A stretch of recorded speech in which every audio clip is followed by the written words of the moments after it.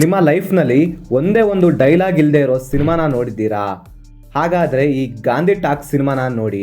Hole of the ಸಿನಿಮಾದಲ್ಲಿ ಎಲ್ಲೂ ಕೂಡ ಒಂದೇ ಒಂದು ಮಾತು ಅನ್ನೋದು ನೋಡೋಕ್ಕೆ ಸಿಗದೇ ಇರೋವಂಥ ಸಿನಿಮಾ. ಅಂದರೆ ಈ ಸಿನಿಮಾನ ಒಂಥರ ಮೋಕಿ ಸಿನಿಮಾ ಅನ್ಬೋದು.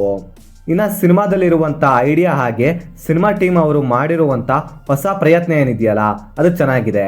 ಆದರೆ ಸಿನಿಮಾ ಆಡಿಯನ್ಸ್ನ ಅಟ್ರ್ಯಾಕ್ಟ್ ಮಾಡೋದ್ರಲ್ಲಿ ಫೇಲ್ ಆಯಿತು ಅನ್ಬೋದು. ಯಾಕಂದರೆ ಸಿನಿಮಾ ನನಗೆ ಎಲ್ಲೂ ಕೂಡ ಇಷ್ಟ ಆಗಲಿಲ್ಲ. ಸೊ ಅದು ಯಾಕಂತ ಮುಂದೆ ವಿಡಿಯೋದಲ್ಲಿ ಹೇಳ್ತೀನಿ.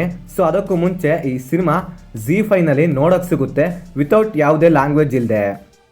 ಇನ್ನು ಸಿನಿಮಾದ ಒನ್ಲೈನ್ ಸ್ಟೋರಿ ವಿಷಯಕ್ಕೆ ಬರೋದಾದರೆ, ಸಿನಿಮಾದ ಹೀರೋ ಆದ ಮಹಾದೇವ್ ಯಾವುದೇ ಜಾಬ್ ಇಲ್ಲದೆ ಇರೋವಂಥ ಒಬ್ಬ ಗ್ರಾಜ್ಯುಯೇಟ್. ಇವನಿಗೆ ಯಾವುದೇ ಜಾಬ್ ಸಿಗದೆ ಫೈನಲ್ ಆಗಿ ಕಳ್ತನ ಮಾಡಬೇಕು ಅಂತ ಡಿಸೈಡ್ ಮಾಡ್ತಾನೆ.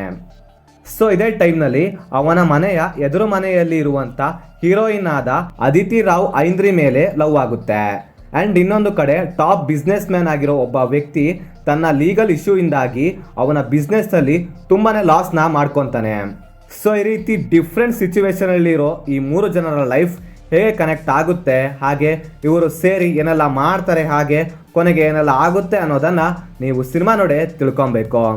ಇನ್ನು ಸಿನಿಮಾದ ಪಾಸಿಟಿವ್ ವಿಷಯಕ್ಕೆ ಬರೋದಾದರೆ, ಸಿನಿಮಾದ ಟೀಮ್ ಅವರು ಮಾಡಿರೋವಂಥ ಹೊಸ ಪ್ರಯತ್ನ ಚೆನ್ನಾಗಿದೆ, ಗುಡ್ ಐಡಿಯಾ ಅನ್ಬೋದು.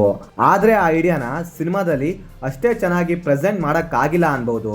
ಯಾಕಂದರೆ ಇದರಲ್ಲಿ ಇರುವಂಥ ರೊಟೀನ್ ಸ್ಟೋರಿಯಿಂದಾಗಿ. ಇನ್ನು ಸಿನಿಮಾದ ಫಸ್ಟ್ ಹಾಫ್ನಲ್ಲಿ AR ರೆಹಮಾನ್ ಅವರ ಬ್ಯಾಕ್ಗ್ರೌಂಡ್ ಸ್ಕೋರ್ ಹಾಗೆ ಸಾಂಗ್ಸ್ಗಳಿಂದ ಸಿನಿಮಾನ ಒಂದು ಮಟ್ಟಿಗೆ ಕನೆಕ್ಟ್ ಆಗೋ ರೀತಿ ಮಾಡುತ್ತೆ. ಆದರೆ ಈ ಕೆಲಸ ಸಿನಿಮಾದ ಕೊನೆ ತನಕ ಆಗಲಿಲ್ಲ. ಸಿನಿಮಾದಲ್ಲಿ ಕೆಲವೊಂದು ಕಡೆ ಹೇಗಂದರೆ ಸಿನಿಮಾದ ಮೇನ್ ಸ್ಟೋರಿನ ಬಿಟ್ಟು ಸಿನಿಮಾದ ಸ್ಟೋರಿ ಎಲ್ಲೆಲ್ಲೋ ಹೋಗುತ್ತೆ. ಆ್ಯಂಡ್ ಇದರಿಂದಾಗಿ ನನಗೆ ಸಿನಿಮಾದ ಸ್ಟೋರಿ ಕನೆಕ್ಟ್ ಆಗೋದಕ್ಕೆ ತುಂಬಾ ಟೈಮ್ ತಗೊಂತು.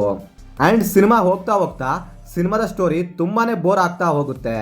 ಇದರಿಂದ ಸಿನಿಮಾ ನನಗೆ ಎಲ್ಲೂ ಕೂಡ ಕನೆಕ್ಟ್ ಆಗಲೇ ಇಲ್ಲ, ತುಂಬಾ ಕಷ್ಟ ಆಯಿತು.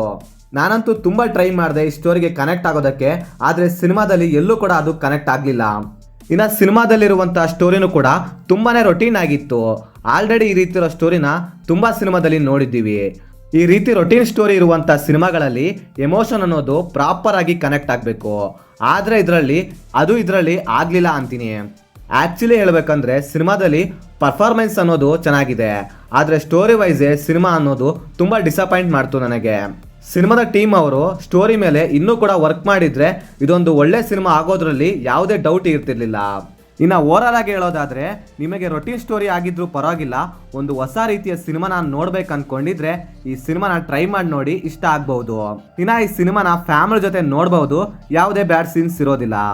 ಸೊ ಇದಾಗಿತ್ತು ಫ್ರೆಂಡ್ಸ್, ನಾನು ಈ ಸಿನಿಮಾ ನೋಡಿದ್ದಾದ್ಮೇಲೆ ನನಗನ್ಸಿದಂತಹ ಒಪಿನಿಯನ್.